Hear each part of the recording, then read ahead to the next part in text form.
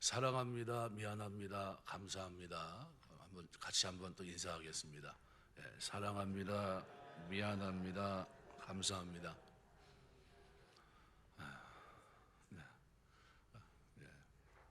미안합니다를 자주 쓰시면 안 됩니다.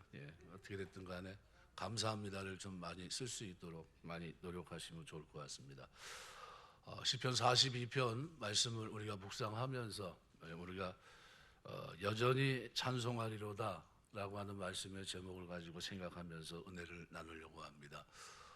시편 42편 오늘 읽은 5절 말씀에 보면 내 영혼아 내가 어찌하여 낙심하며 어찌하여 내 속에 불안해하는가. 너는 하나님께 소망을 두라. 그가 나타나 도우심으로 말미암아 내가 여전히 찬송하리로다. 이렇게 기록하고 있는데요, 11절에서도 똑같이 말씀하고 있고 43편 말씀에도 보면 5절에 내 영혼아 내가 어찌하여 낙심하며 어찌하여 내 속에 불안해하는가. 너는 하나님께 소망을 두라. 그가 나타나 도우심으로 말미암아 내 하나님을 여전히 찬송하리로다 그랬습니다. 그래서 마틴 로이드 존슨은 시편 42편을 주의하면서 이 설교, 이 시편 기자가 현재 처한 상황이 그의 설교 속에 영적 침체다 이렇게 지정합니다.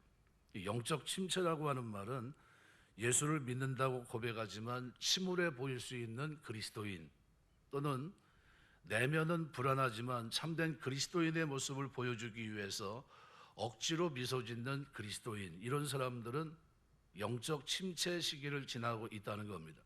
그러면서 그는 영적 침체의 원인은 다양하지만 그리스도인에게서 모든 영적 침체의 근원은 하나다라고 얘기합니다. 하나님을 온전히 의지하지 않거나 하나님을 근본적으로 불신할 때 영적 침체가 시작된다 이렇게 진단합니다. 하나님의 주권을 인정하지 못할 때, 하나님이 나와 함께 하신다는 이 하나님의 임재를 인식하지 못할 때, 역경 앞에서 하나님께 맡기지 못하고 자신의 힘으로 문제를 해결하려고 보니까 지나치게 소망을 잃어버리게 되고 지치게 되고, 그리고 영적 침체가 일어나게 됩니다. 그러면서 로이드 존슨은 그렇게 얘기해요. 시편 기자를 두고 영적 침체로 진단한 이유는 뭘까? 반복해서 나오는 탄식에 대해서 그는 지적합니다. 오늘 5절은 이렇게 말합니다. 내 영혼아 내가 어찌하여 낙심하며 어찌하여 내 속에서 불안해하는가. 여기 낙심이란 단어는 마음이 무너진 걸 말합니다. 불안이라고 하는 단어는 중심을 잃고 그 마음의 평안이 사라진 상태입니다. 평안을 누리지 못해 중심이 흔들리는 상황입니다. 이런 사람의 마음은 무엇을 해도 낙심과 불안으로 가득할 수밖에 없습니다. 그런데 이 침체는 어떤 한 사람만 겪는 일이 아닙니다. 우리가 알고 있는 신앙의 금자탑이라고 표현할 수 있을 정도의 위대한 신앙인 가운데 엘리야는 이세벨을, 그리고 그 앞에서 많은 역사를 일으켰지만 정작 이세벨이 그를 잡으려고 하고 그를 죽이려고 추격했을 때 도망다니다 로뎀나무 그늘 안에 앉아서 낙심에 빠져 기도를 드립니다. 하나님, 넉넉하오니 지금 내 생명을 거두소서. 아주 영적 침체라고 하는 것은 어떤 한 사람에게 특정한 사람은 없는 이런 일들이 아니라는 거죠. 세례요한은 예수님보다 6개월 먼저 주님의 길을 준비했던 사람인데, 근데 이 광야에서 그렇게 용감하고 그렇게 구별된 삶을 살아갔던 사람이 감옥에 갇힙니다. 그리고 영적 침체에 빠져 있을 때 그때 예수님을 의심합니다. 오실 그이가 당신입니까? 아니면 우리가 다른 사람을 기다려야 됩니까? 이렇게 물어봐요. 그만큼 영적 침체라고 하는 것은 어떤 이게 평범한 사람들, 신앙이 없기 때문에 그냥 그런가 보다 하는 그런 사람들에게 있는 것이 아니라 그냥 신앙이 있고 믿음이 있다고 하는 그 사람에게도 얼마든지 있을 수 있다는 겁니다. 우리가 알고 있는 믿음의 조상 아브라함도 하나님께 인정받기까지 많은 영적 침체 시기를 겪었다는 사실을 잊지 마셔야 돼요. 창세기 22장까지 가기까지 그는 많은 세월 속에서 하나님과 대화가 단절되어 있었던 10년의 기간도 있었고요, 말로 표현할 수 없는 그런 침체를 겪었던 겁니다. 그럼 이 모든 일들의 이 침체의 근본적인 문제의 원인은 어디 있을까? 바로 예배 상실에 있습니다. 오늘 시편 기자는 어떤 상황이기 때문에 이토록 낙심하게 되었을까? 오늘 1절을 보면 아주 굉장히 심각한 상태입니다. 하나님이여 사슴이 시냇물을 찾기에 갈급함같이 내 영혼이 주를 찾기에 갈급하나이다. 팔레스타인 지방에서 가을이 되면 사슴들이 짝짓기를 합니다. 근데 이 수사슴이 애타게 암사슴을 향해 뛰어다니다가 목마르면 목이 타는 듯한 이 고통을 느끼면서 이제 시냇물을 찾게 됩니다. 사막에서 아무 데서나 물을 찾을 수 있는 것이 아니겠죠. 심한 갈증으로 이제 다름질해보고 달려다 보면 나중에는 허상도 보이고, 이런 일을 반복하다 보면 결국은 거품을 물고 그리고 쓰러져 죽기도 합니다. 사슴에게 있어서 물 한 방울은 그야말로 생명과 같은 거죠. 죽음을 생명으로 바꿔줄 한 모금의 물을 찾아 달려가는 사슴의 갈급함을 생각해 보십시오. 시인은 그 절박한 심정으로 오늘 하나님을 찾고 있습니다. 왜 이렇게 절규하면서 하나님을 갈망하고 있을까? 네, 오늘 2절은 바로 1절 고백에 대한 반복입니다. 하지만 더 강화된 강곡에 갈급하나이다 얘기했던 것이 갈망하나니, 또 1절에는 주라고 불렀던 그 이름이 하나님 곧 살아계신 하나님 이름을 부릅니다. 내 영혼이 주를 찾기에 갈급하다는 겁니다. 사슴처럼, 그죠? 내 영혼이 시인의 생명과 삶, 전 인격을 다해서 하나님을 갈망한다는 겁니다. 내 영혼이 주를 찾기에 갈급하다는 겁니다.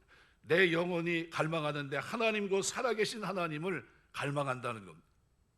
시인이 그토록 절망하면서 하나님을 갈망하고 있습니다. 하지만 하나님 앞에 나아갈 수 없는 상황입니다.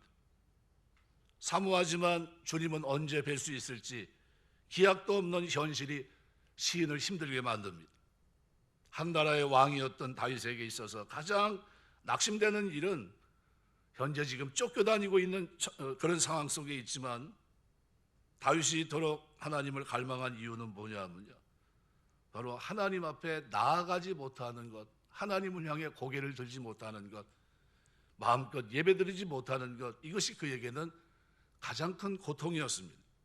이런 다윗의 처절한 마음을 보여주는 애가가 계속되는데, 바로 4절의 기록을 보면 이렇게 표현합니다. 내가 전에 성의를 지키던 무리와 동행하여 기쁨과 감사의 소리를 내며 그들을 하나님의 집으로 인도하였더니 이제 이 일을 기억하고 내 마음이 상하는도다. 하나님 백성과 함께 주를 경배하고 그 이름을 높였던 그 날들을 떠올립니다. 자신이 앞장서 그들을 하나님의 집으로 인도했었는데 이제는 도망자 신세가 되어서 홀로 떨어져 그 일을 생각하니 너무 가슴이 아프고, 그리고 그 고통을 노래로, 애가로 부르고 있는 겁니다. 하나님이 왕에게 한 가지 소원을 만일 구하라고 한다면 왕은 어떤 소원을 하나님 앞에 구할까요? 백성들이 안전하게 생활할 수 있도록 적의 위협으로부터 지켜주시고 백성들의 존경과 사랑받는 왕이 될 수 있기를 위해서 구하는 그런 내용들을 얼핏 생각하면 구할 것 같은데, 그런데 그런 걸 구하지 않습니다. 전혀 다른 것을 구합니다. 그래서 내가 하나님의 집에 거하며 하나님의 아름다움을 묵상하고 주님을 찬송하는 것, 주님의 백성과 함께 기도하고 예배하는 것, 이것을 구하고 있습니다. 다윗이 가장 소망했던 것은 백성과 함께 사모하는 하나님 앞에, 살아계신 하나님 앞에, 자신의 주인 되신 그분 앞에 나가 예배드리는 예배였던 겁니다. 건강상 교회를 출입하지 못했던 분들이, 다양한 이유로 온라인 예배를 드렸던 분들이 주님의 성전에 나와 함께 예배드리기도 하고요. 어떤 때는 건강이 회복되기를 원했지만 회복이 안 돼서 끝내 교회를 출입하지 못하고 소천하신 분도 계시고요. 때로는 신방을 가보면요, 호스피스 병동에서도 그 애절한 마음은 여전하십니다. 그러나 끝내 못 나오신 분들도 있습니다. 어쩌면 생애 마지막 예배가 될 수 있겠다 말하면서 눈물을 흘리는 성도님들이 있습니다. 목사님, 제가 이제 제 힘이 여기까지인가 봐요. 제가 못 갈 것 같아요. 하나님이 은혜 주셔서 일으켜 주시면 혹시 모르겠지만 이 상태에서는 아마 제가 마지막 시간을 보내는 것 같습니다. 이런 말도 들을 때가 있어요.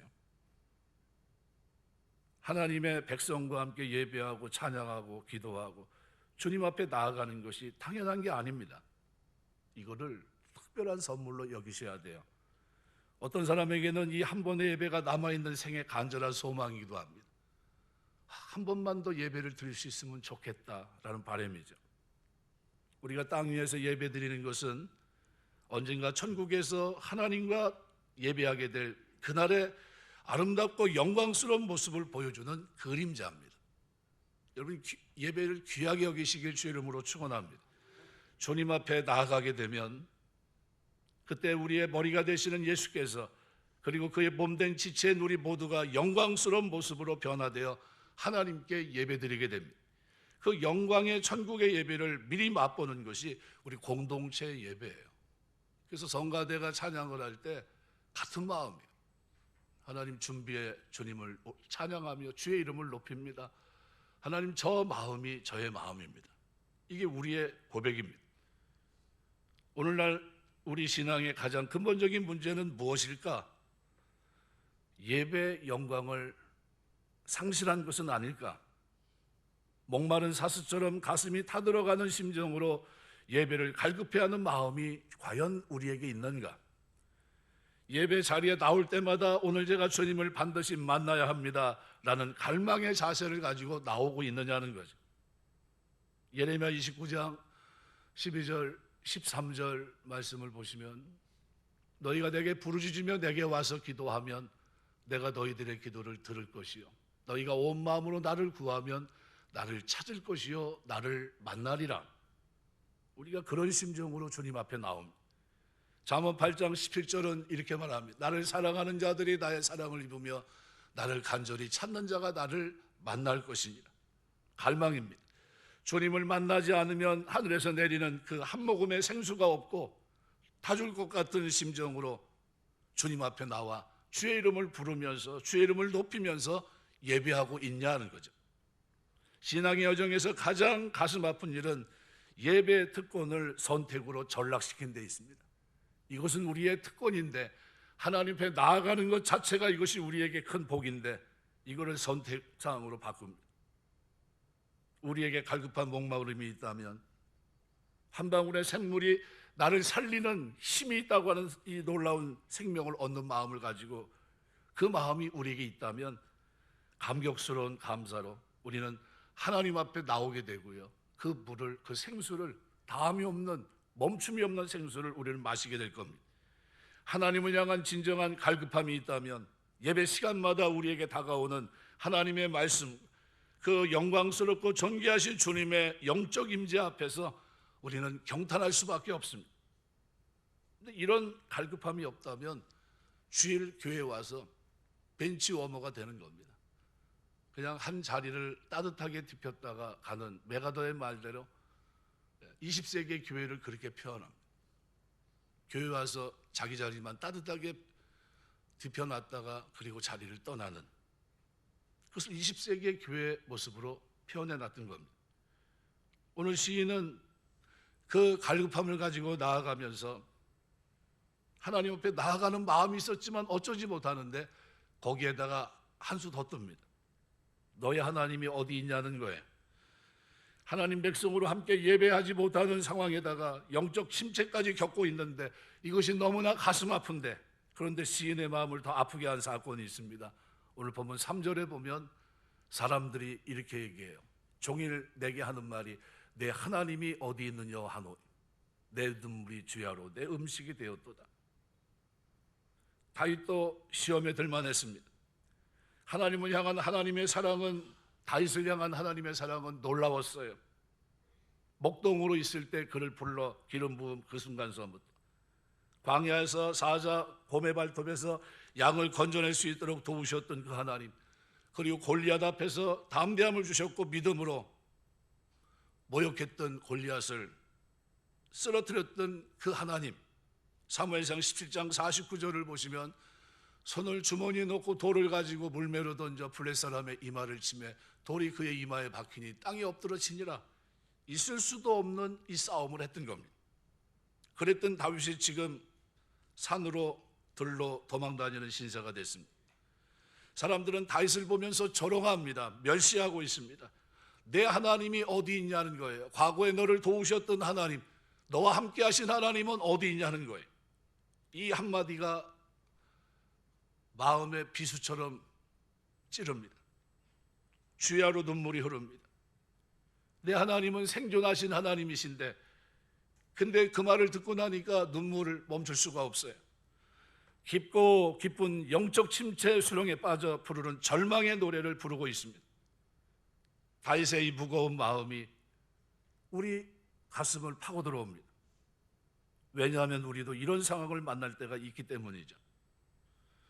주님을 사모하지만 인생이 뜻대로 펼쳐지지 않을 때, 기도는 하긴 했는데 내 생각처럼 삶이 흘러가지 않을 때, 그때 우리는 그런 질문을 던집니다. 주님 어디 계십니까?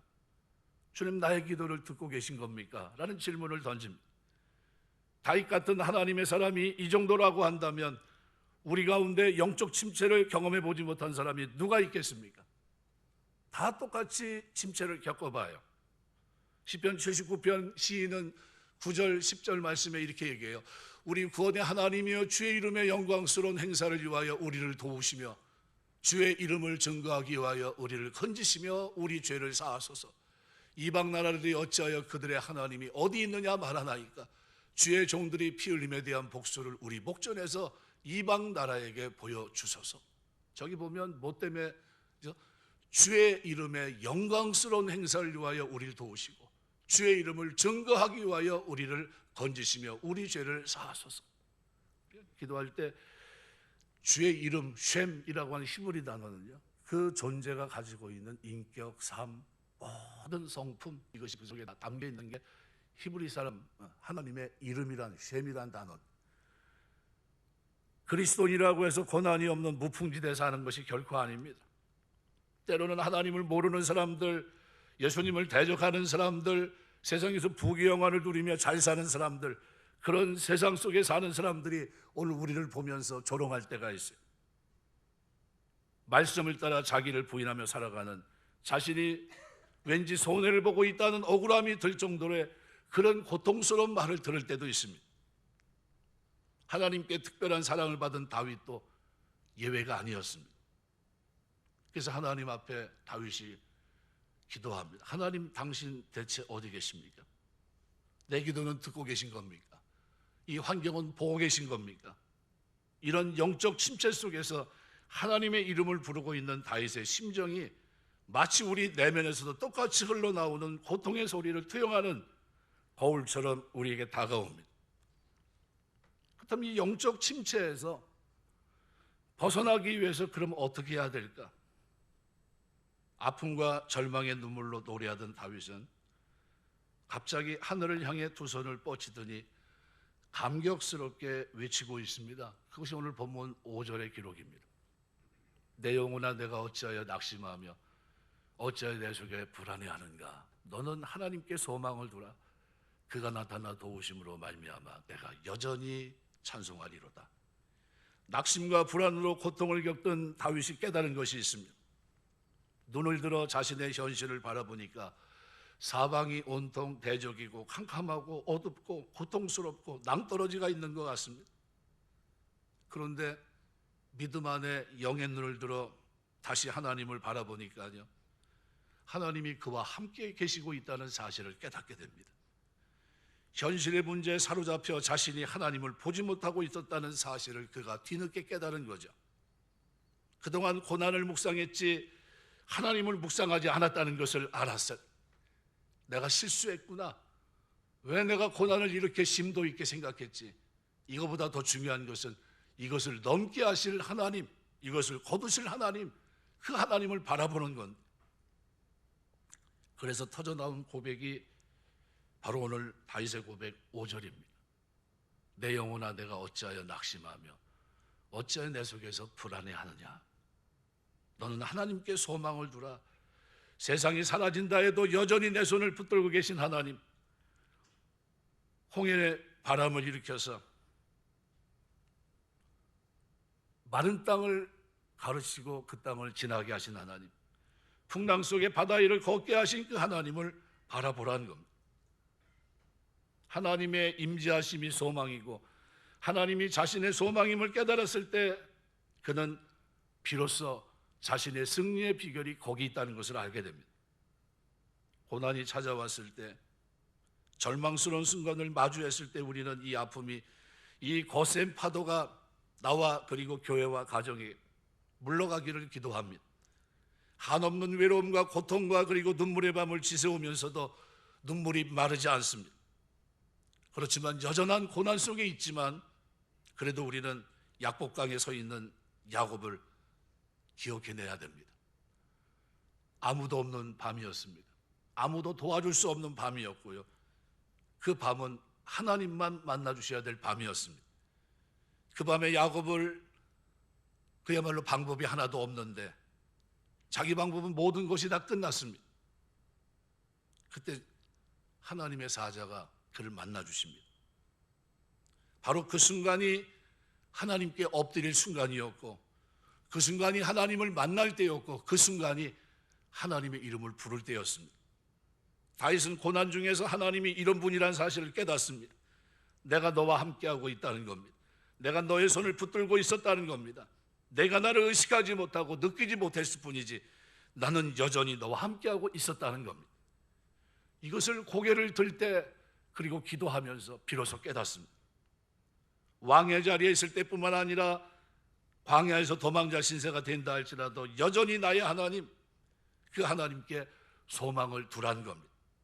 다윗이 우리에게 외치고 싶은 말이 바로 그겁니다. 어떤 상황에서도 하나님을 바라보라는 겁니다. 여전히 우리 곁에 우리를 지키시고 함께 하시는 하나님께 소망을 두라는 겁니다.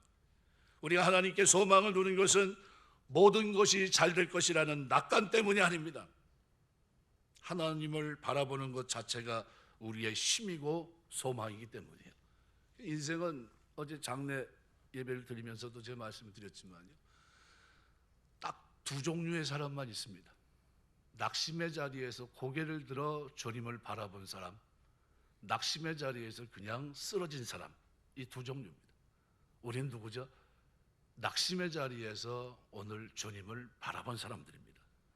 진짜 이유는 어떤 상황에서도 여전히 우리와 함께 하시는 하나님, 어떤 처참한 상황일지라도 우리보다 우리를 더 잘 아시는 하나님이 우리의 시선을 붙들고 계시기 때문입니다.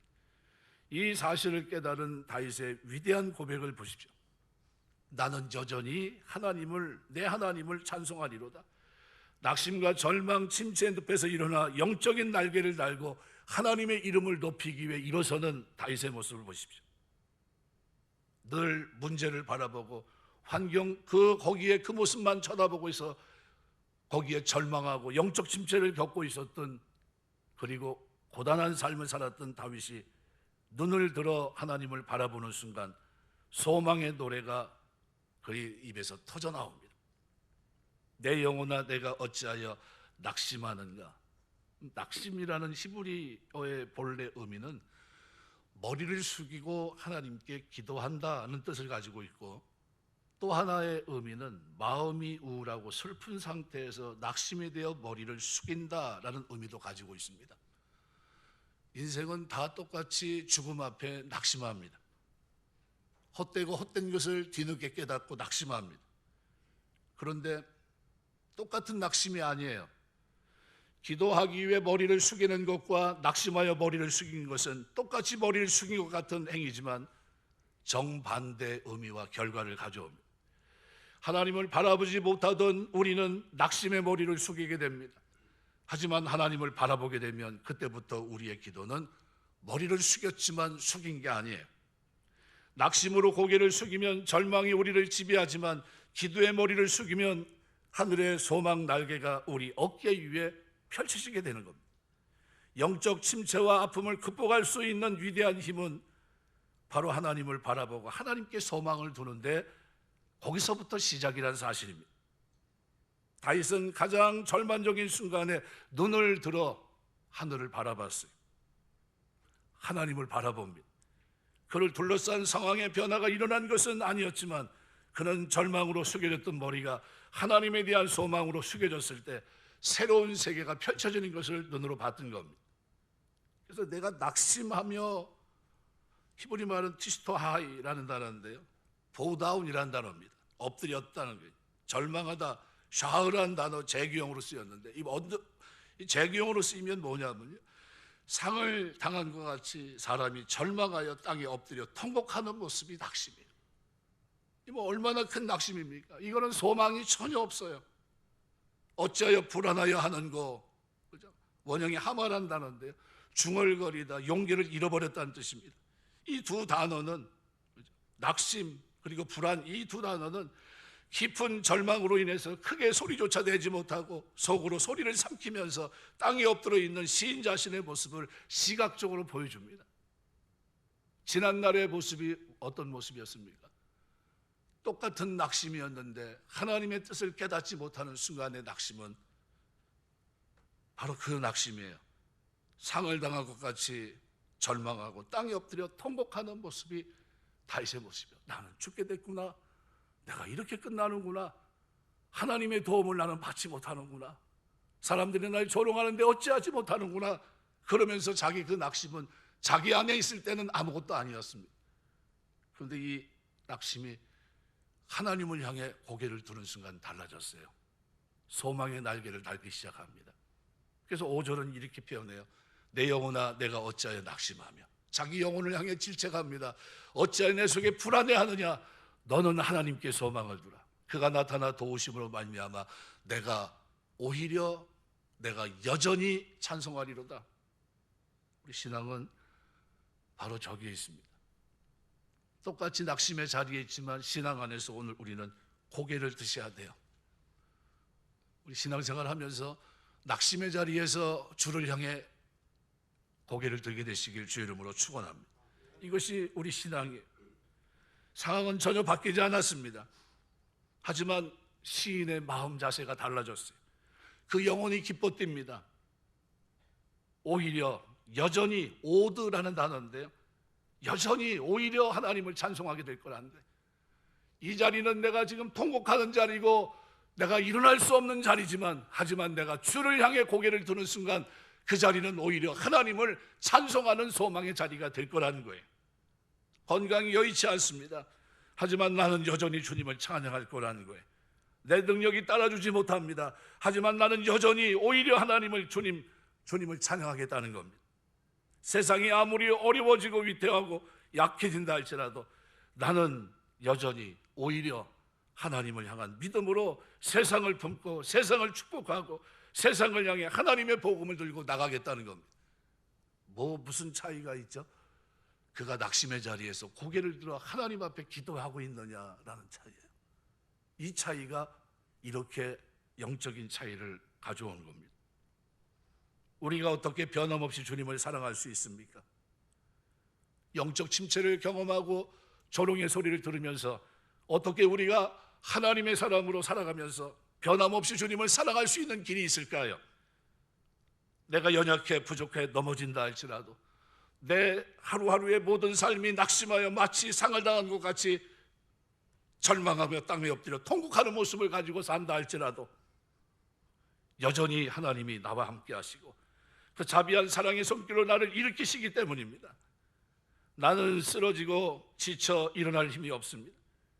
그런데 성령 하나님이 여전히 찾아오셔서 내 오른손을 붙들고 계시기 때문에 오늘 우리는 소망을 가질 수 있고 일어설 수 있고요, 담대하게 내 영혼을 향해 외칠 수 있습니다. 내 영혼아 내가 어찌하여 낙심하냐, 낙심하지 말라.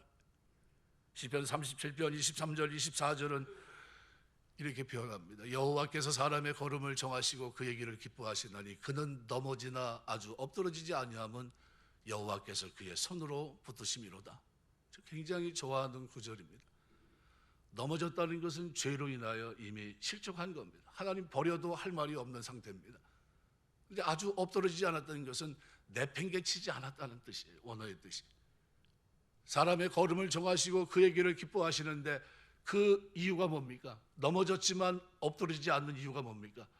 여호와께서 그의 손으로 붙들고 계시기 때문이에요. 낙심의 자리에, 그리고 불안한 자리에 오늘 우리가 놓여 있지만, 그렇지만 우리가 소망이 있는 것은 뭡니까? 주께서 손으로 붙들고 계시기 때문이에요. 내팽개치지 않으셨기 때문입니다. 이것이 다윗의 위대한 고백이에요. 언젠가 우리가 이 땅에서 육신의 날개를 접게 됩니다. 다 그 길을 지나가요. 그때 우리는 허물과 죄악으로 내 지나온 삶을 보면서 아파할 겁니다. 내 이력이 내가 주의 영광 위에 산다고 했지만 내 앞에 보인 이것이 영적인 침체와 그리고 견디지 못했던 지난날의 삶입니다. 그런데 놀랍게도 오히려 하나님을 찬양하며 여전히 하나님을 높이는 이 신앙으로 주님의 긍휼을 구하는 마지막 신앙 고백을 오늘 우리가 하게 될 줄 믿습니다. 내 육신은 쇠하고 바람처럼 사라지지만, 하지만 영생을 약속하신 하나님께서 내 육신의 장벽을 벗는 순간 영원한 천국으로 나를 인도해 주심과 함께 주와 함께 영원히 살 수 있도록 인도하실 겁니다. 그래서 우리에게 여전히 이 신앙이 있는 한 우린 다시 소망의 노래를 부르게 돼요. 하나님, 내가 낙심의 자리, 시체와 같이 이제는 죽을 자리, 그걸 보고 있지만요, 나는 내 눈을 들어 주를 바라봅니다 라는 거예요. 여러분, 성경에 보면 아주 유명한 요나 같은 사람은 요나서 2장 말씀에 보면 4절 같은 말씀을 보시면요, 이렇게 표현합니다. 내가 말하기를 내가 주의 복전에서 쫓겨났을지라도 다시 주의 성전을 바라보겠다 하였나이다. 지금 물고기 뱃속에서 뭐 하고 있습니까? 절망의 자리, 낙심의 자리에서 고개를 들어 누굴 봅니까? 자신을 부르신 하나님, 자신과 함께 하신 그 하나님, 자신을 버리지 않은 붙잡고 계신 그 하나님을 향해서 어떻게 바라봅니다. 주의 성전을 바라보겠습니다. 그랬더니 7절에 뭐라? 내 영혼이 내 속에서 피곤할 때 내가 여호와를 생각하였더니 내 기도가 주께 이루어싸우며 주의 성전에 미쳤나이다. 하나님이 들으셨다는 거예요. 회개하고 새로운 길을 걸어갈 수 있도록, 사명자의 길을 걸어갈 수 있도록, 위를 쳐다보는 순간, 하나님을 향하여 기도의 입술을 여는 순간 하나님은 그 인생을 붙잡아 주셨고 인도하셨습니다. 삼손은 사사기 16장 28절에 보면 그릇된 길을 걸었던 그가 이렇게 얘기합니다. 삼손이 여호와께 부르짖어 이르되 주 여호와여 구하옵나니 나를 생각하옵소서. 하나님이여 구하옵나니 이번만 나를 강하게 하사 나의 두 눈을 뺀 블레 사람에게 원수를 단번에 갖게 하옵소서. 가장 절망적인 순간, 이제는 능력이 떠나갔다고 한 그 순간 그가 눈을 들어 하나님을 향해서 고개를 듭니다. 하나님, 이번 한 번만이라도 하나님 나에게 은혜 주시옵소서. 낙심의 자리, 절망의 자리에서 그가 고개를 들어 사신 하나님을 향해 고개를 들고 입술을 열었을 때 하나님은 그를 붙드십니다. 열왕기하 20장 1절부터 3절을 보시면 히스기야가 병들어 죽게 됐습니다. 아모스 아들 선지자가 그에게 와서 말합니다. 너의 집을 정리하라. 내가 죽고 살지 못하리라 하셨나요? 히스기야가 낫을 벽으로 향하고 여호와께 기도합니다. 여호와여 구하오니 내가 진실과 전심으로 주 앞에 행하여 주께서 보시기에 선하게 행한 것을 기억하옵소서 하고 히스기야가 심히 통곡하더라. 어떤 자리입니까? 선지자가 하나님이 저에게 전달하셨습니다. 이제 정리하라고 하십니다. 이제 몇 자리로 들어가시면 됩니다. 이런 얘기예요. 그런데 그때 뭐라고 얘기합니까? 하나님 앞에 나가서 기도합니다. 고개를 들어 하나님 앞에 하나님을 바라봐요. 하나님, 내가 어떻게 살아온지를 보십시오. 주 앞에 어떻게 살아간지를 기억해 주십시오. 그리고 하나님 앞에 나아갔더니 어떻게 하셨습니까? 생명을 하나님 붙드십니다. 15년을 연장시키시고요. 그리고 하나님은 그의 모든 허물을 다 덮으십니다. 이것이 주를 바라보는 자들이 누리는 영광입니다. 말씀을 맺겠습니다. 지금까지 살아온 인생을 한번 가만히 돌아보십시오. 매 순간 하나님의 지극한 사랑의 손길로 우리 주님은 우리를 인도해 오셨습니다. 우리로 주님을 알게 하셨고, 때로는 넘어져 있던 우리를 그 크신 사랑으로 다시 일으켜 세워주셨고, 범죄하고 아파할 때 다시 찾아와 영적 침체를 겪고 있는 오늘 우리의 눈물을 닦아주시고 죄를 용서하시고 은혜를 주신 분이 하나님 아니십니까? 우리 가운데 영적 침체, 아픔을 가지고 사망의 음침한 골짜기를 지나는 사람들이 왜 없겠습니까?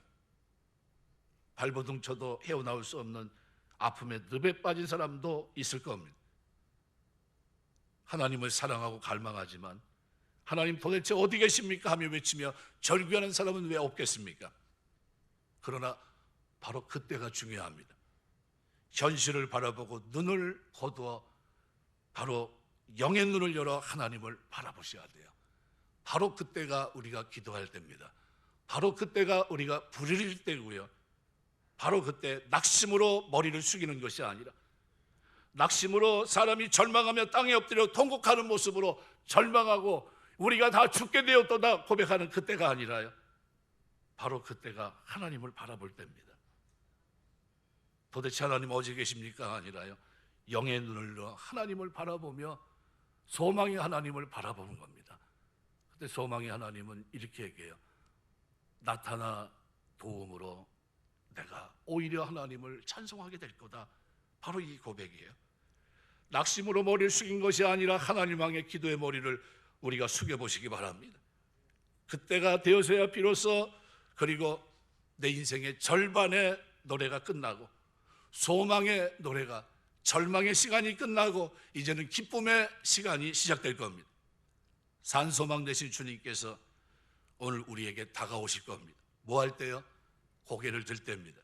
시인의 고백대로 하나님은 우리의 아픔을 모르시는 분이 아닙니다. 우리의 목마름을 해결해 주시기 위해 광야 한복판에서 시냇물을 흐르게 하셨던 하나님이십니다. 그리고 마침내 우리에게 한 모금의 물이 아니라 영원히 목마르지 않는 진정한 생수가 되시기 위해서 예수 그리스도를 이 땅에 보내주신 분입니다. 요한복음 7장 37절 38절을 보시면 이렇게 표현합니다. 명절 끝날 곧 큰날에 예수께서 서서 외쳐 이르시되 누구든지 목마르든 내게로 와서 마시라. 나를 믿는 자는 성경의 이름과 같이 그 배에서 생수의 강이 흘러나오리라. 누구든지 오란 겁니다. 내게로 와서 마시란 겁니다. 내 속에 끊임없이 터져나오는 생수를 마시란 겁니다. 하늘의 소망을 원하는 사람은 누구든지 나를 향해서 절망의 자리에서 고개를 들라는 겁니다. 그리고 주의 이름을 부르라는 겁니다. 살아계신 하나님, 주라 고백하고 있는 살아계신 하나님 앞에 이름을 부르면서 엎드리라는 겁니다. 영원한 생명의 소망이 가슴속에 새겨질 것이고 내가 바로 내 인생의 주인이고 너의 소망이라는 겁니다. 요한복음 4장 14절은 이렇게 말씀합니다. 내가 주는 물을 마시는 자는 영원히 목마르지 아니하리니 내가 주는 물은 그 속에서 영생하도록 솟아나는 샘물이 되리라. 오늘 우리는 하나님께 소망을 두시길 주의 이름으로 축원합니다. 하나님께 소망을 둘 때 인생이 낙심, 절망의 자리에서 승리할 수 있습니다. 예수 그리스도여 당신은 나의 유일한 소망입니다. 이 고백은 어떤 사람이 할 수 있는 고백입니까? 낙심의 자리에서 고개를 드는 사람, 낙심의 자리에서 주를 바라보는 사람, 자기 영혼을 위해 일깨울 수 있는 사람, 그 사람이 들을 수 있는 위대한 고백이 오늘 본문의 마지막 5절 하반절의 고백입니다. 너는 하나님께 소망을 두라. 그가 나타나 도우심으로 말미암아 내가 오히려 여전히 하나님을 찬송하리로다. 이 찬송이 우리가 이 땅에서 부를 노래예요. 성가대가 부르는 찬양과 우리의 삶에서 우리의 이 절망의 자리에서 우리가 끊임없이 드려야 될 노래가 있다면 누굽니까? 살아계신 하나님, 나를 붙드시고 오른손으로 나를 일으키신 하나님, 그 소망의 하나님을 오늘 우리는 찬송하는 겁니다. 누가 그 노래를 부를 수 있죠? 예수 안에 있는 오늘 우리가 오히려 하나님을 찬송하는 이 축복이 오늘 저와 여러분에게 있는 줄 믿습니다. 이 믿음의 길을 걸어가면서 절대로 낙심하지 않게 되시길 주의 이름으로 축원합니다. 기도하겠습니다.